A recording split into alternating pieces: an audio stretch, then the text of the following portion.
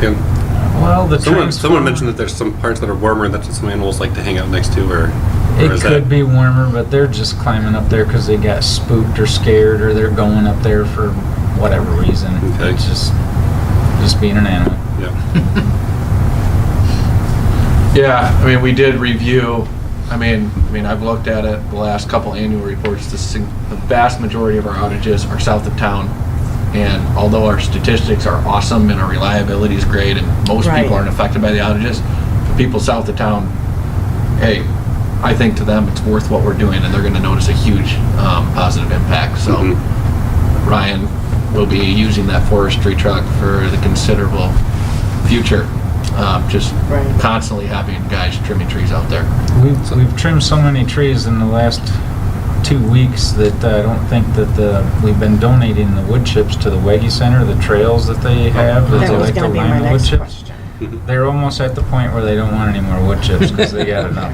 We'll put a pile out I'm there. sure there's with, another you know, nature center that Yeah, we'll Yeah. figure it out. We'll find somewhere to go with them, so we're not going to stop because of No. that. We'll figure it out. But yeah, it's pretty cool to go somewhere where somebody can use them. And Right. What's the timeline to trim trees here in town? Or don't we have one yet? yeah, there definitely is a time we're gonna kind of hit some of the more problematic areas first, and then we're just gonna kind of assess our circuits and then pick the one that we feel is the worst for what we need tree trimming on, and we're just gonna say, okay, we're gonna go with circuit 201, for instance, and we're just gonna trim the entire 201 circuit, and then finish that one, and then move on to another one, and start right at the beginning, right on through the whole entire thing, and just take care of it that way. So I would say within the next 6 months, we're gonna take care of a fair share of everything. You'll be whacking the crap out of mine. Well, when it, Yeah. yeah, Yeah. we'll take as much as customers will let us. That's when it comes to in-town stuff. Well, that's where I've got that one telephone pole that leans 8 feet in Oh, at the wow. top. If you take a level and you hold it up, and if you just do the simple math, it's leaning in. 8 feet? Holy moly.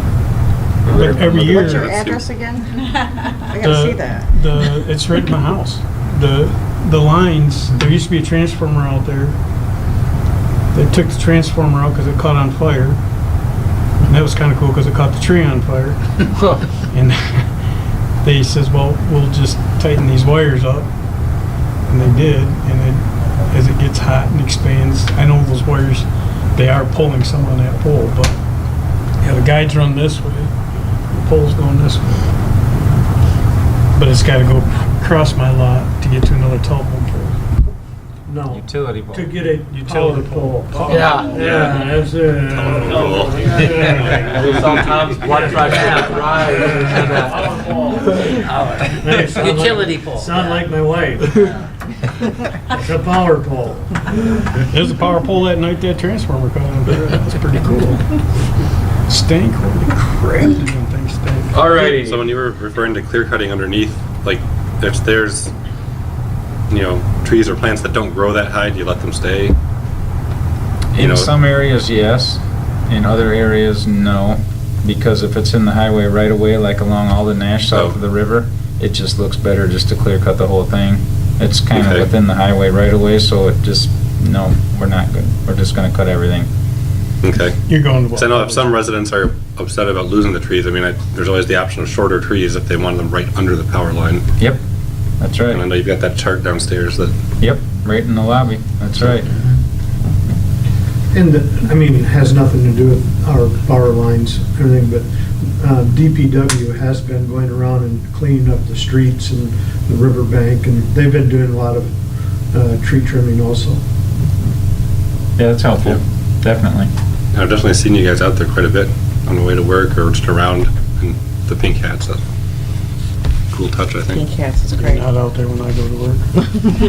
2:30 in the morning, I can tell you this town's like a ghost town. Hey, all the lights are working Should've now. I camera noticed down that, there. thank you. There you go. And it was, what, 8 of them that were 12, 12? yep. Okay, I can't count that good in the morning, but I'm not awake. What, on Main Street? Yeah. Oh, okay. I haven't driven around lately, you know. I'll wake I'll you. give them a list. Okay. Okay, Liz let's is move gonna have on. 0 on it. Well, I'm sure I can Oh, find man, those. all right. Better stay up late. All right, income statement. Sales for the month were just over 760,000 compared to a budget of just under 776. We were within 2% of budget, and that flows to total operating revenue for the month. We were just 1.23% under budget. So overall, very strong sales month to start the year. Generation expenses, you'll see that our total expenditure for the month was 42,000 and we had a budget of 15. 23,000 of these dollars hit the income statement in July because that's when we wrote the check, but they will be accrued to fiscal year 2017 as part of the audit process. So those two expenditures were for on-powers work and for Exciter work that was done. So really, the actual expenditures for the month that we'll see in next year's audit for this month would be $19,000. So we weren't as far over budget as it looks, but it's just the way we have to show it right now. Does that make sense, everybody?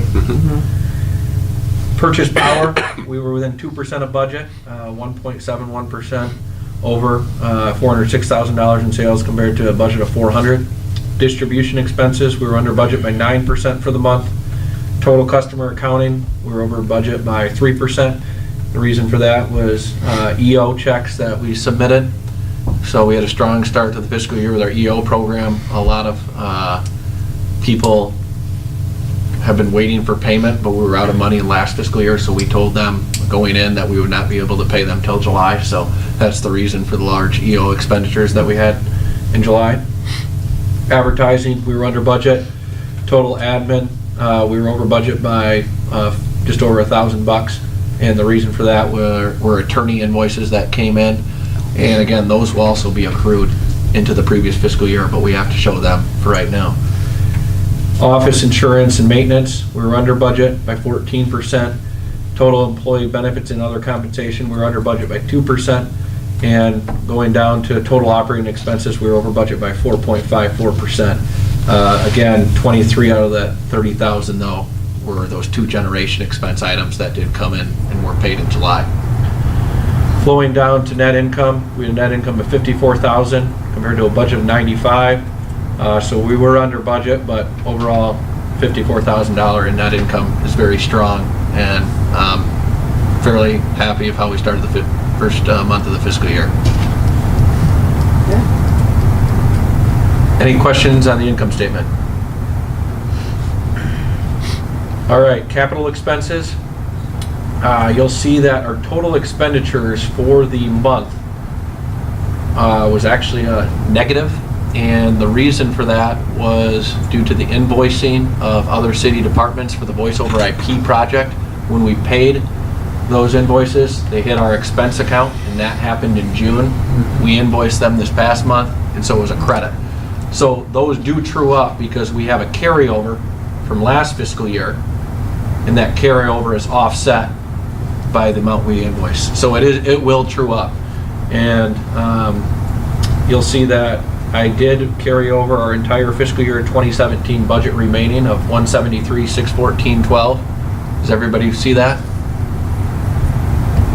It's right next to our $1 million budget. And after our audit, we will look at our final financial statements and confirm whether or not we were able to fully fund last year's capital budget on an accounting basis. And if we can, we will keep this number. If we can't, or if we were not able to fully fund it, I will decrease that amount that we carry over. But a few items of note that Megan wrote here. The Harvest Meadows project was added to the 4160 to 12470 system upgrade line item. Last year, this project was not budgeted for.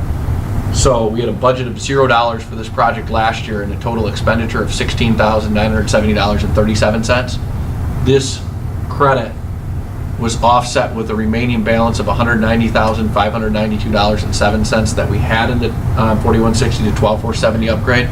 So that's how we get to a fiscal year 2017 budget remaining of $173,621.70. Does that make sense, everybody? The other item of note, Megan wanted to point out, was for the security network software and phone upgrades. We didn't have any budget for that in fiscal year 2018, but we still have final invoices that we're receiving and submitting to other city departments coming in. So we're going to look at the fiscal year 2017 budget remaining to what we spent this year. Whatever that trues up to, we'll allocate the debit or the credit to a different line item. Why can't they just have their own line items? What do you mean? Like, why couldn't you just leave that phone upgrade, whatever line item as a credit to the overall capital fund instead of having to roll it What into line another- item would you want to put it in? No, it's own. Well, we Well- don't actually have a fiscal year 2018 budget for it because all expenses will be accrued to last year. Right, but I mean, well, when she wrote the second note there about once the invoicing is complete, well, the remaining balance will be allocated to a different project. Right. So if that project comes under budget by $15,000, Mm-hmm. the project's over, we're not going to incur any more expenses. We're going to allocate that $15,000 to some other project. If we were over budget on that project, we have to lower some other project by that same amount because we don't Yeah. have the money to spend. So that's what her note's intending to Okay, mean. but it's still going to show up on here as sort of a net credit to the capital budget. Well, I guess I was just wondering between that and the other note, the fact that the Harvest Meadows was also added to the system upgrade. Was there a problem with just leaving it as a separate unbudgeted line item? I mean, it's okay if there's another project This- that comes up we weren't expecting. but- In the fiscal year 2018 capital budget, I budgeted for Harvest Meadows in the system upgrade line item. Okay, So that's why in last year's budget, I itemized it out, but I decided going forward, we're just gonna lump it in a system upgrade. okay. Does that make sense? Mhm. Okay, I just thought there was, when I saw both of those, I was wondering, are you just trying to make sure we don't add any items to the capital budget?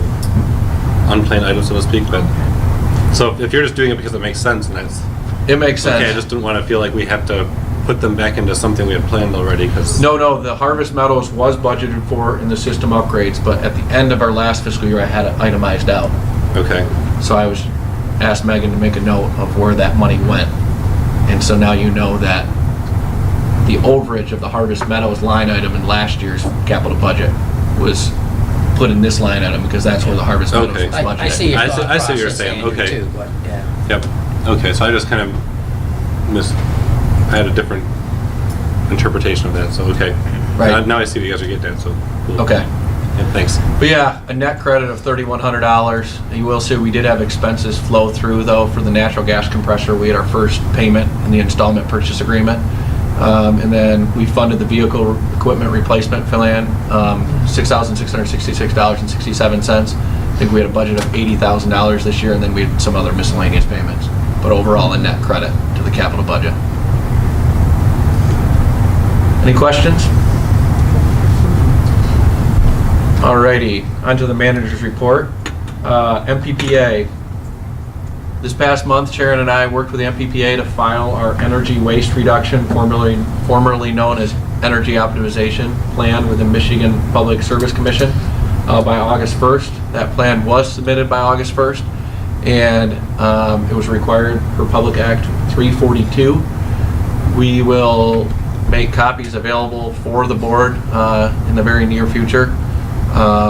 And we can put on our website too if we'd like. I think we have a financials and reports tab on the website where we've put filings of plans as they were finished or audits or whatever have you, but we can make that available to customers on our website.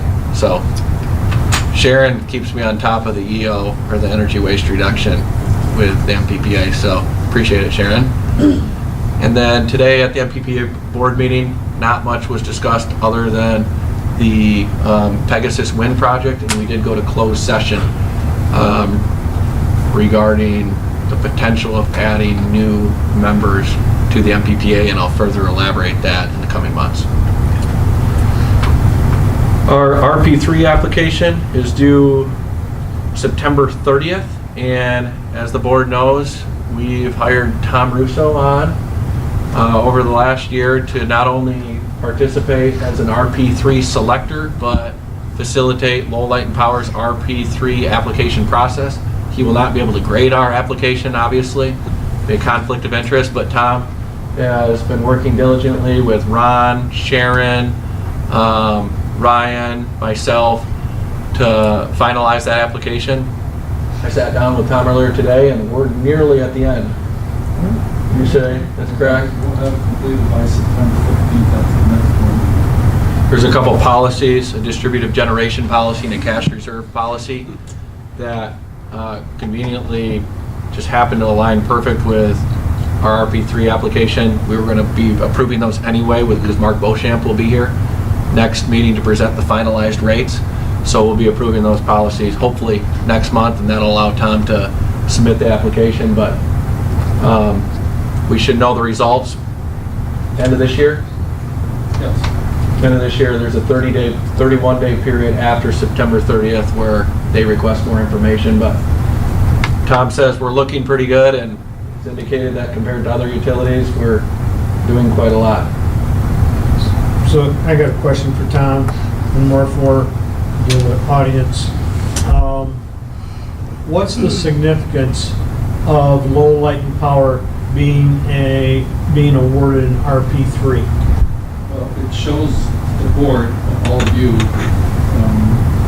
how we're trying to improve our system, not only for safety, workforce development, reliability, and system improvement.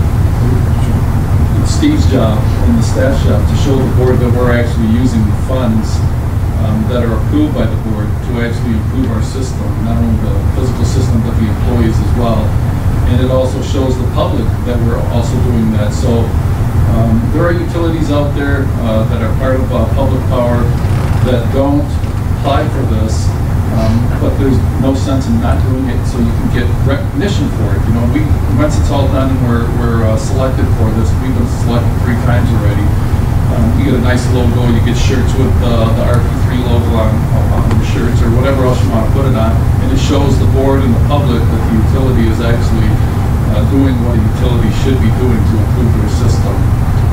And there's 3 levels of RP3? Diamond, I mean, isn't there? Gold, diamond, or gold, platinum, and diamond.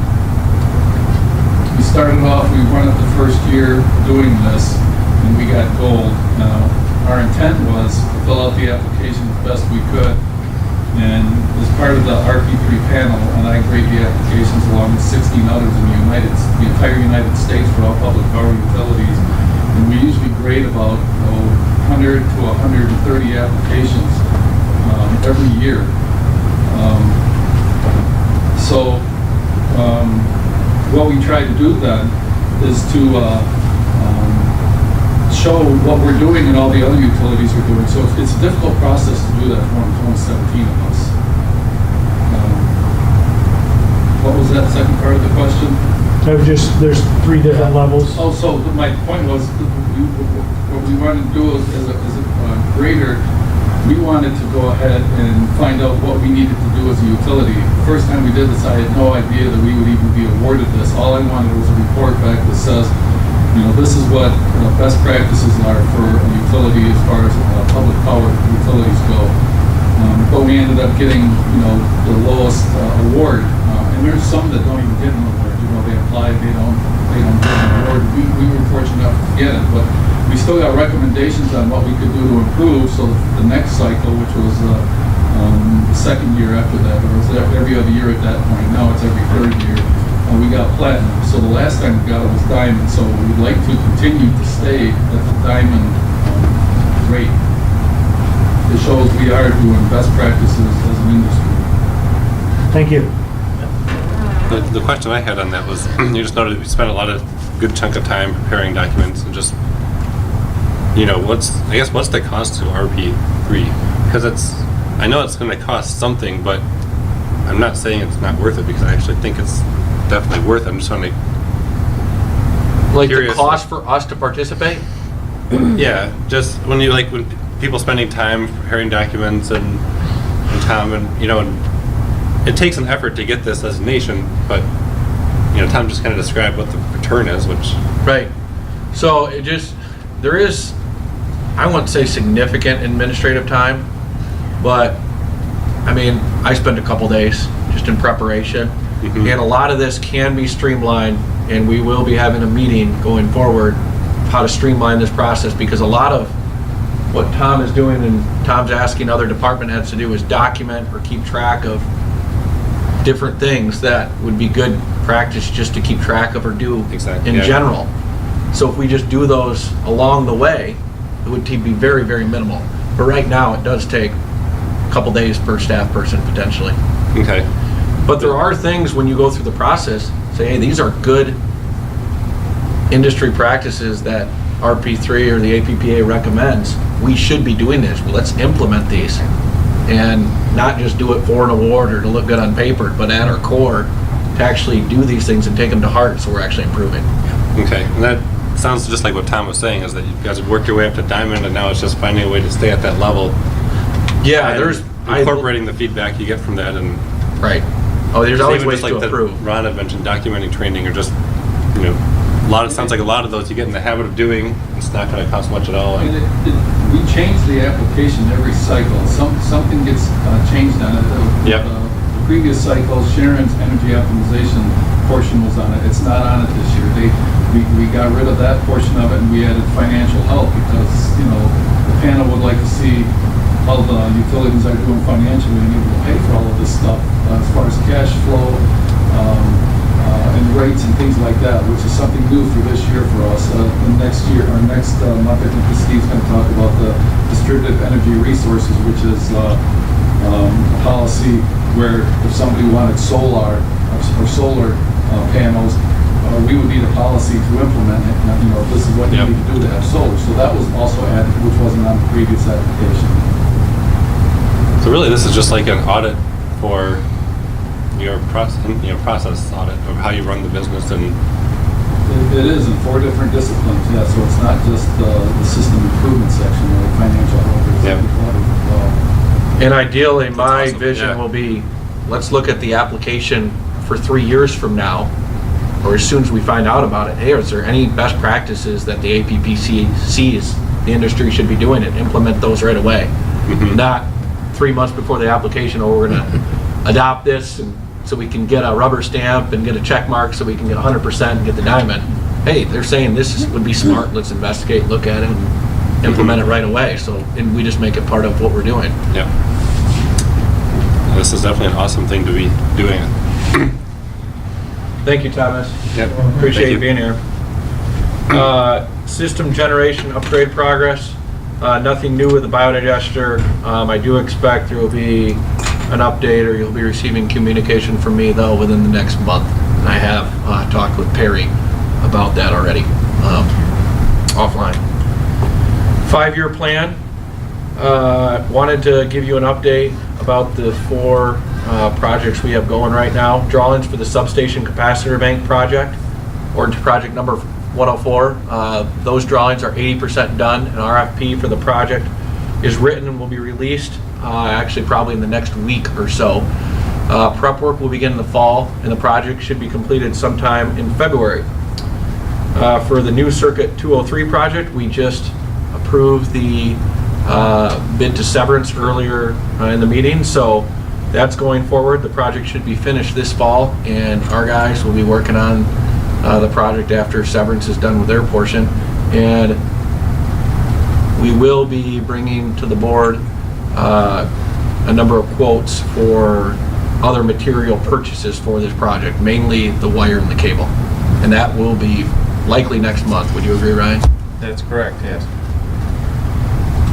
The RFP for the new Schweitzer relays at the substation project, project number 108, will go out later this month.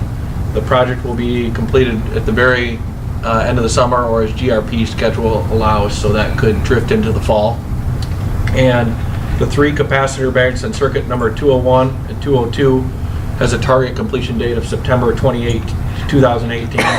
You may wonder why we approved the end service proposal right now, but there is a 10 to 12 week lead time, I believe, just on the materials of the project. So it was best just to get that done right now, because once the materials get here, there's still work to be done. So that project's also going forward. So just I do intend to give updates, especially on these major projects, often as the board's spent significant dollars and resources on our 5-year plan. Other distribution projects, we already talked about the tree trimming earlier in the meeting. NTH, the consultant that we hired to review our DEQ air permit, has indicated that we should expect to hear something back in August. Rihanna is I don't know how to pronounce the word right now, but she's slightly optimistic about our Cautiously optimistic. Cautiously optimistic. It just slipped my mind. Sorry about that. Well, you are getting old. I know. 30 in a couple weeks. Rihanna is cautiously optimistic that we'll receive a favorable response from the DEQ. Anything in terms of an increase to our permit threshold will be a huge help since we were right there. So I'm optimistic if they are, but we should expect to receive word back from them soon. And that goes right along with our stack test. Rihanna believes that the end of September gives us more than enough time of a buffer between getting those DEQ air test or the DEQ permit response back compared to when we do the stack test. So we plan to do the stack test the end of September. And construction in progress in the gas compressor is going well. Barney's had weekly conference calls with Bill Jenkins, our point of contact at Natural Gas Compressions, and all indications are that the compressor will be installed this summer or even in August. And Barney, I'll let you speak to any updates. Well, that's basically it. It's still moving along. We don't have a set date yet, but things are on track. The VFD is here. I'm going through the wiring configurations to figure out what we're going to need to install that. And the gas compressor is still in progress. And Ryan and his department may be helping Barney with prep work that needs to be done on our end. So we'll be spending a little bit of time with that in the next month. Whitesbridge Hydro. I'd like to move this to the end. And it's going to be a lengthier conversation. So I'm going to just cover everything else first, then we'll talk about the hydro. That's okay, Barry? Yes. No, this is just a change of flow in the manager's report. Oh, okay. All right. I'm gonna forget about. Changes the agenda, but. I'm just gonna forget about it until the end, conveniently. E went to M. Long-term natural gas supply. There is something slightly new. Consumers Energy reached out to their property and acquisitions department, and they have determined that they for sure do not own the small green building that you see right here in Riverside. We don't know who owns the property or the strip of land. Dick Wendt has reached out to one of his paralegals. They're doing a lot of research. There's some confusion on Access Kent. It says the line shack, I believe, is 0.09 acres, and it just shows a rectangle around the line shack. However, if you calculate the square footage of the line shack and divide it by how many square feet are in an acre, it comes out to 0.04 acres. So either the 0.09 on Access Kent is incorrect, or the rectangle Just should be more. extended to the parcel of land. So one way or another, we're going to figure it out, but that's the update there.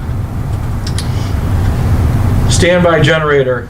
Barney has done an excellent job searching for a standby generator. Last month, I mentioned to the board that Barney had found his trailer-mounted standby generator that was 600 kW that was right around $85,000, and that was over budget. And he would continue looking. But after a lengthy conversation I had with Barney, we believe it makes the most sense for Lowell Light and Power to purchase a skid-mounted standby generator opposed to a trailer-mounted one for 4 reasons. And the first of which is that trailer-mounted generators are far more rare than skid-mounted generators. We have very few options to choose from, so that just really limits us on our purchase of the type of generator we'd like to buy.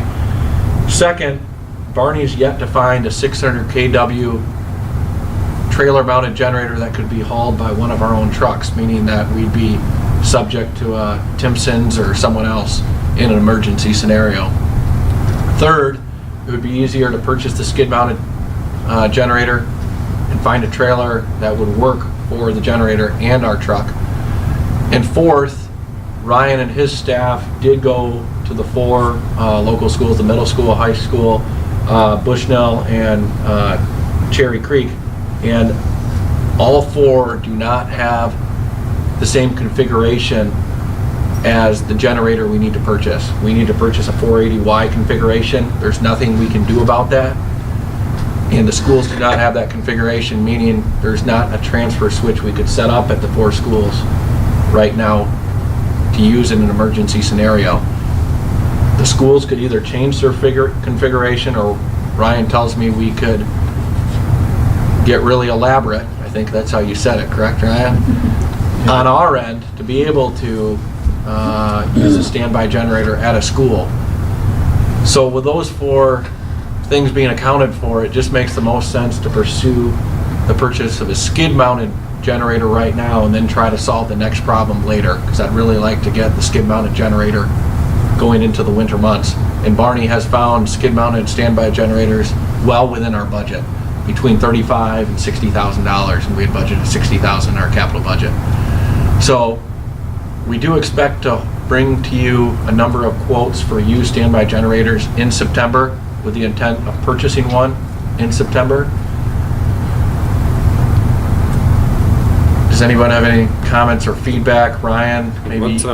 What is 480Y? Like, what does that mean, and why wouldn't it be compatible?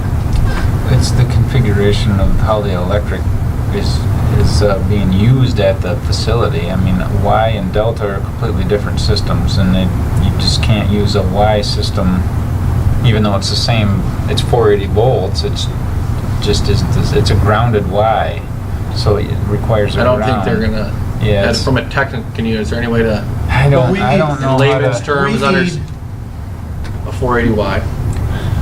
And theirs isn't. So the other says The 480. schools are all 480 Delta. Okay. Delta system. What would it take Well, we just need- for I the can entry Google it. level? But we have to, I mean, a Delta doesn't work for us. No. How could a Delta work for us? And I'm just gonna say, It could. the only Right, that's reason what I'm I'm getting at. asking It's a this, rhetorical question. And what you're telling me is very good information and everything, because when I was reading that, because didn't have that information, I was going, I know our job is to look out for low light power. I was very disappointed that we couldn't come up with a solution that would work in a case of a disaster. But what you're telling me is we have to have the 480Y, and that's the difference. Then now when you tell me that, then I'm going, okay, now I'm not so I understand, I'm not so disappointed. You know, maybe someday we can afford to get in the city or whatever in case of emergency, a 480 Delta or whatever. Given how many schools are so close to where the generators are, the turbines are right now, and with the recent project that we just completed, in the integrity of that project, like the newness of it, you're going to bring those 2 or 3 schools online really fast anyways, Okay. with bringing the generators online with the standby generator. If there's a huge catastrophe and the 138 kV And line, once we get the gas, and the Yep. gas goes through and. so you're going to energize all 3 of those schools really fast with the turbines because they're really close, and you could concentrate your focus on if storms took out those lines, focus on getting them up first for that disaster relief, so that they were. I mean, that would be the next plan of attack. If you didn't have a standby generator to move over there, then focus on getting the lines in shape to run them as soon as you could after the storm went through, which everything's brand new right now, so chances of stuff getting ripped down is Have not to be a really that- tornado. Yeah, it would have to be Right. terrible. Right. I mean, So and that's what our plan would be, is to focus on those lines, get those schools going for emergency purposes, and then branch out from there. Okay.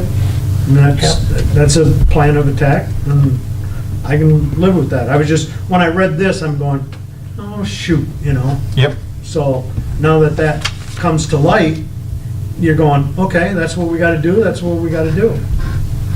Yeah, the only other way would be for the schools to actually change something on their side, which they're not gonna They're do. not. Or we could get elaborate, and Ryan and Doug could get creative and figure out a way to jimmy rig it and try to, We don't need the Jimmy rig. right, that's what I'm saying. We have safety things in Right, place. you know. Ron's not here, so that's why Yeah. So I did want to explain to the board what's going on with that, Okay. and we do for real expect to bring back, Barney has, you probably have 4 or 5 different quotes that we talked about Monday, but he's waiting on answers in terms of years and weight limits on some of the generators, so that's why we didn't have it Yeah. tonight. How big a trailer you need, like a 20 ton or? It'd be like a semi-trailer, most of them are on semi-trailers. But you're talking a 20 or 30,000 pound, for the trailer, So you just buy a regular flatbed, or would you buy a drop deck, or? yeah. But see, our Yeah. trucks won't haul won't haul a semi-trailer. You can get trailers with different hitches. Yeah. But we may potentially not need to even buy a trailer. And see, once the turbines are running, you can throw a stone over to the Bushnell School, so that should be energized anyway. Yeah. Yep. And if that's not, then we have bigger problems. You're not getting any of the generator power out on the grid anyways if those lines are tore down. Have to be the narrowest tornado ever, just Yep. touchdown took those out and. Nothing Just else. take them out, so. Okay. Are any of the schools in like a 100-year flood zone or, I don't know, just something weird like that? I don't believe so. Yeah, I don't That think sounds so. sounds pretty You know, safe. now. 100-year deer killing No, 'cause we just- zone. We just reset all that flood zone on the planning commission, and it changed over here, but It didn't change over here on this side. No. it changed on Because that of the our side of the bank? river. Elevation? So Elevation. you guys did a different elevation study? Okay. I was just wondering if there, Yep, there was parcels You know. that were in it that really didn't need to be in it, and there was parcels that weren't in it that should have been in got there. put in it. Right. Okay.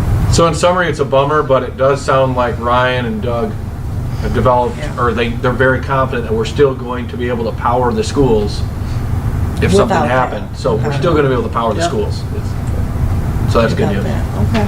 And to the public, the idea of powering the schools was in case of an emergency, the Red Cross could come in and would set up if the schools were available as shelters and that type of thing. And it was, the idea was in a catastrophic situation. Yeah. In something like that, you said, we've got the gas turbines, so would you shut everybody off except so we could direct power straight to the schools for that reason? Or Well, would everybody on them lines come back on? If it was that big of an emergency, you restore as much as you can, as fast as you can, so you would start isolating certain areas where the most trauma has happened and then energize out as you get it repaired. Well, I don't know if, did you mean though, let's say just the transmission line went down. Our generators can only provide 7-ish megawatts of power. Right. If you add up the total load on all of the circuits, it might be 11. If you try to submit power to all of the circuits at the same time, we'll just trip offline. So Right. we are going to have to turn off Right, and certain that's what I circuits. mean, yeah. That's what We that's shut what I off think so we're that we getting. can. I Yes, think, Marty, we would have to. what I think Light and Power is trying to do over when I came on low Light and Power, because we asked those types of questions, and the system was not capable of, the question was, okay, can we energize that side of the town for half a day, let their refrigerators get on, everything, shut that down, and now energize this side of the town, or this circuit, or that circuit. At that time, the answer to us was no. Our system isn't sophisticated enough. I believe since that time, Ryan, I think they're moving in that direction to be able to do some of those types of things, but, and you can correct me or whatever, but If that was the case, we could do that. We could do it exactly like you just described. I mean, if really we needed to, there's circuit, you could energize each circuit individually or part of it, and some of the bigger customers might not be able to come online as often as they would love to be online. Just if it was a huge catastrophe, that's Right. and again, it would have to be a huge catastrophe Huge. where Yes. tornadoes came through Lowell and Right. just half of Lowell was gone. Or you an know. ice storm. yes. We haven't had a bad one in a long time. We could support all of the residential load on all the circuits at one time. I'm very confident of that because our nighttime load is less than what our turbines can supply. And nighttime load is your residential load. You know, after 9 p.m., businesses are closed. We even have Meyer running, but I mean, commercial businesses aren't in operation. So, anyway, there's the update on the standby generator. Nothing new with community solar. SUS customer platform and application. We have more than 150 subscribers to the platform, and an advertising program will begin in 9 days from now on August 18th and run through January 4th at the movie theater. And phase 2 is still scheduled to come out later this summer. I believe end of August, early September. So we're heading in the right direction. Fiber to the home, nothing new at this time. Fiber extension to citywide, city facilities and citywide phone project. The project's officially completed. We had a final briefing with IP Consulting and Betsy. The old AT&T numbers have been terminated, so that project is 100% done. Harvest Meadows, paving is done. We've been spending time throughout the entire week out there doing trenching and conduit work. I believe Virgin's Broadband and Comcast were out there to go in our trench. I don't know if AT&T ever showed up, No AT&T. or no Consumers Energy. No consumers was going to be For delayed by a gas. couple weeks, so they're going to do their own thing later. So that project is going forward, and we're excited that more residential homes will be coming online in the next couple of years. The contractor that's going to build the homes in there swung by and was talking with us the other day. Says there's 6 lots already sold. That's Awesome. That's For sure. great. Right. You thinking of buying one of those little toys that you were in the other day? In the future, yes. Mini excavator? For us, yes. It's in our budget for this year for the vehicle equipment replacement fund. Not quite that big, but yes. Yeah, we rented one out for what, $800 for the week? It was 700 per week, yep. So Boys. they're tearing it up out there. Yeah. Boys with their big toys. It's way faster than our old 1980 backhoe. Yes. More nimble too, ain't it? It is very nimble. We're 2/3 of the way done out there, and we'll In be 3 done days. probably this week. Adopt a Road, we had 11 participants, 10 employees, and Andrew, so thanks to everyone who cleaned up. It was just awesome to be able to talk and hang out with everybody and continuing to sponsor that.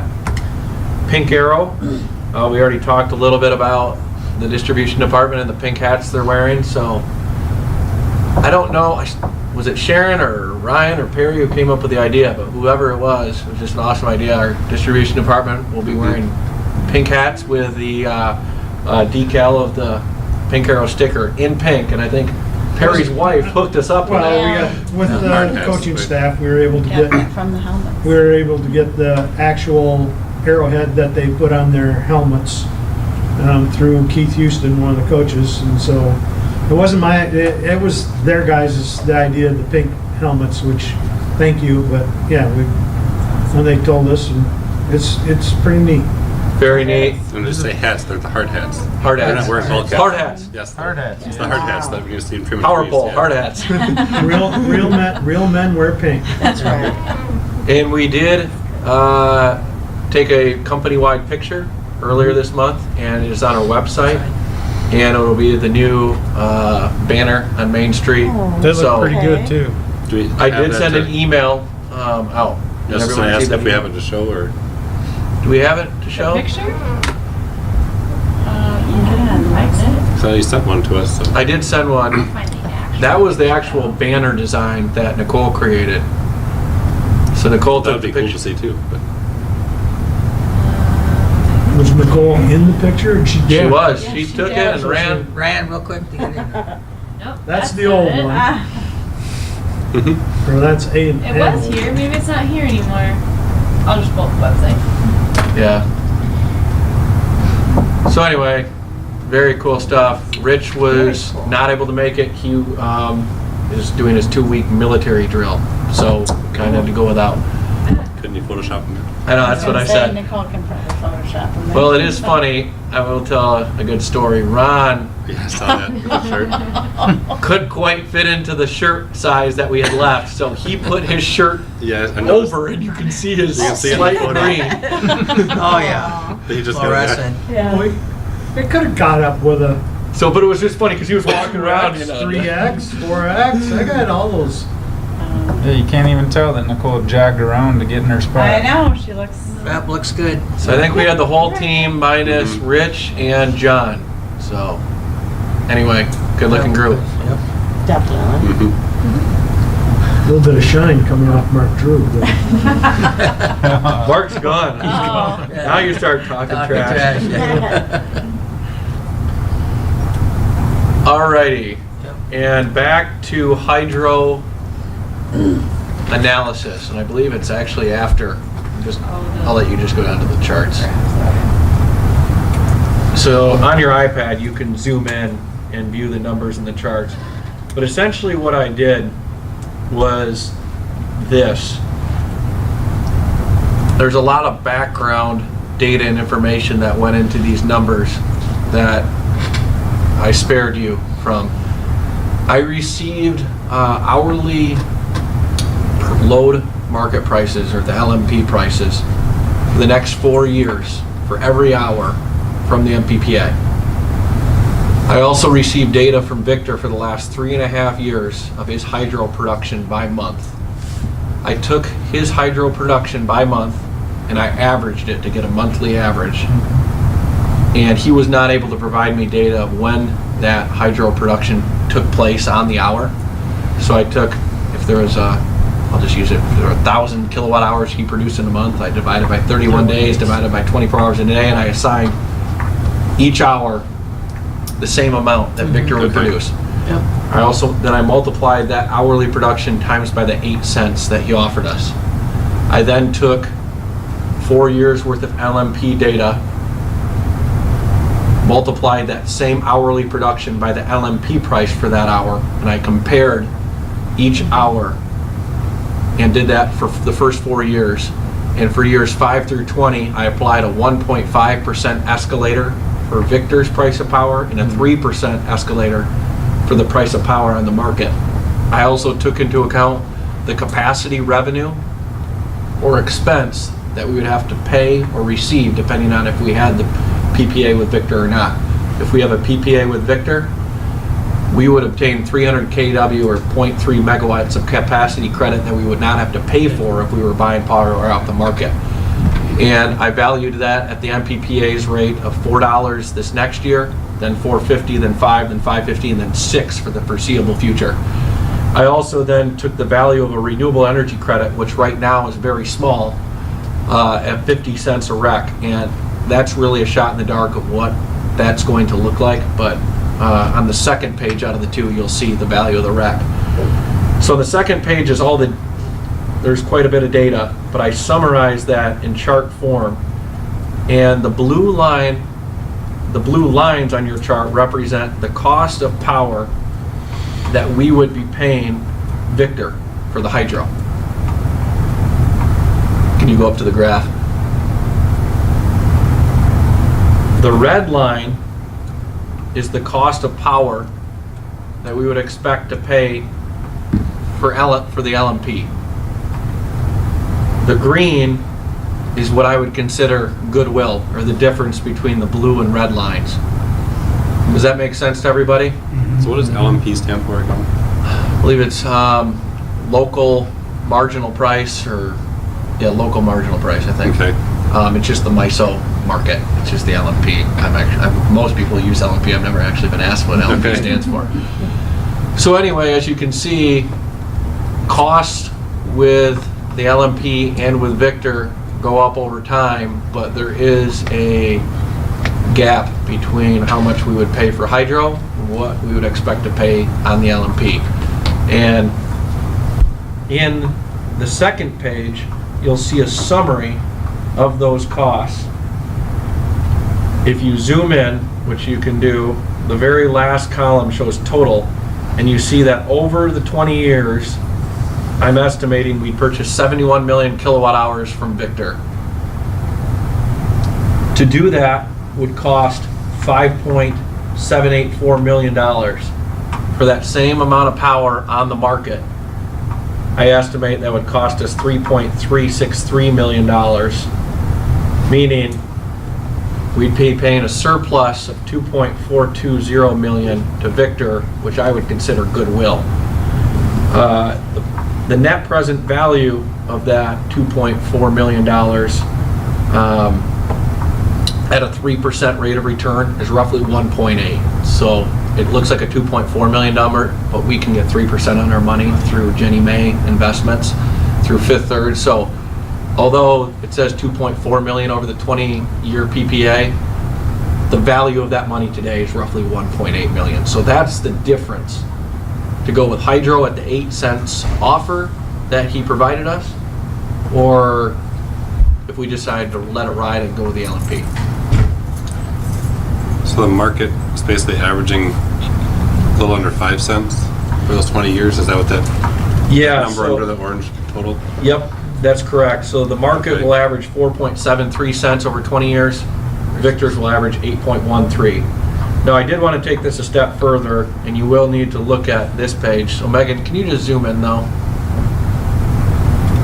And go down to the green line item below. Whoa, zoom, baby. You're in the pails. There you go. Sorry, guys. Go to the projected operating expenses. Oh my gosh.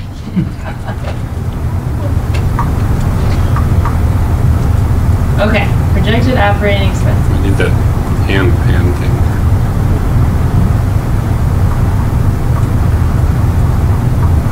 No.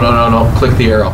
Just press, or did you try clicking the arrow? What arrow? No. Doesn't it have the option to drag with a hand Yeah. somewhere? That pan. You know, There you go. she's Zoom under in one more pressure. time. There, we're Everybody good, just we're good. stand down, okay? She's That's under right. pressure. Stand down. So as you can see, Yeah, there's always I problems when project you're operating presenting. expenses in 2018 to be 7.7 million. So the increased cost of power, or that green line item, that 146,000, represents an increase of 1.9% to our total operating expenses. If you compare that to our purchase power expenses, we expect that to increase our purchase power expenses by just over 3%. As you move to the right, you'll see that number diminishes because operating expenses and purchase power expenses are growing faster than the rate Victor's expenses are growing, so the denominator is becoming bigger than the numerator. So in total, I expect in year 20, all in all, this will increase Lowell Light and Power operating expenses for 20 years of 1.29%, or will increase our purchase power expenses by just over 2%. So if you look at it in dollars, it kind of creates a shockwave. If you look at it as a percent of total operating expenses, our operating expenses are going up by over 1%. Does that make sense? So you got to look at it, I think, both ways. The other thing I would like to mention is this is assuming 8 cents. Victor seems motivated to me. He's reached out to me 4 times now, asked where we're at, and I've kept our cards very, very close to the vest, but also let him know that we were interested. And he said, well, I think I could go down to 7.25 or 7 cents. He's already kind of given that. So I ran it at 8 because that's the only thing I've seen in writing from him. But if we go down to 7 cents, that's roughly a 12.5% discount if you do 7 divided by 8. So your 1.8 million becomes almost $250,000 less. So you're down to about 1.55 million Over 20 years. over 20 years. He also said he would be willing to potentially sell his dam. And I told him I didn't even want to explore those conversations because there's so much that could go into that, and I wanted to talk with the board if they would even want me to explore those type of discussions or what that cost would be and how many years out that would be. And I would like a full accounting of all his operating expenses, his administration time, all that type of stuff, because that's another That's a whole huge different, endeavor. So these are the numbers. Don't know if the board has any feedback, comment. If during that 20 years, if Victor gets out of the business, sells it off, are we still obligated to maintain that 20-year agreement, or is it negotiable at the 10 years or 5 years, whatever he decides? He's not like he's 40 years old and going to be around 20 years. I anticipate he will want us to live out the term of our contract because that'll make the selling of his dam Right, valuable. yeah, I understand that.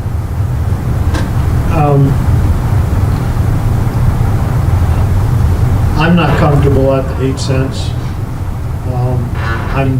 I was kind of disappointed in Victor and the hydro when I read about the lawsuits and everything against consumers energy. You know, and maybe that's good business practice or whatever, but I just felt like it wasn't, he wasn't forthright in letting us know that there's litigation going on, et cetera. I think it's great that Low Light and Power, I mean, we did at one time own that. I see it as a more goodwill, more diverse as compared to economics, because clearly the economics at the 8, for me, at the 8 cents is not there. And I'll let the rest, everybody's.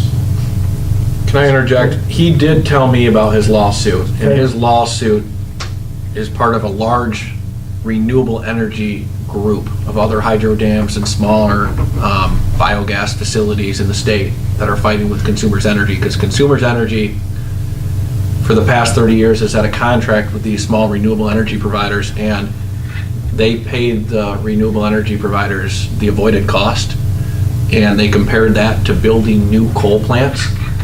They're now transitioning that to building new gas plants, and Consumers is saying, we can build new gas plants for 5 cents. And Victor and his group are saying, I doubt you can. I don't think the data's there. We're gonna go out of business because we can't run our dams or facilities on 5 cents. So that's where Victor's coming with his group. He's fighting he was featured in the article, but it is a number of people like Victor fighting against Consumers Energy. And I can tell you, he really would rather go with us than keep dealing with this court case and his group. Okay. He was forthright with me with that. Just want to let you know. And I thought he had mentioned something like that during the tour where he talked about, I don't know, not the court case, but just the fact that it's been a challenge getting a fair, what he felt was a fair, price from them for the next contract. So at least I was aware I thought you'd mentioned that during the tour that, that's partly why he came to us, is that he felt like he couldn't get a good deal with them. But regardless, I guess one question I had is the purchase power increase of 3%, is that, I guess how much do market prices fluctuate? Because I know that one of the values that we were looking at for a contract like this one is just that it's fairly stable. Is there a way you can even measure, like, I know you've talked about like the time value of money, is there a way to measure the stability of We have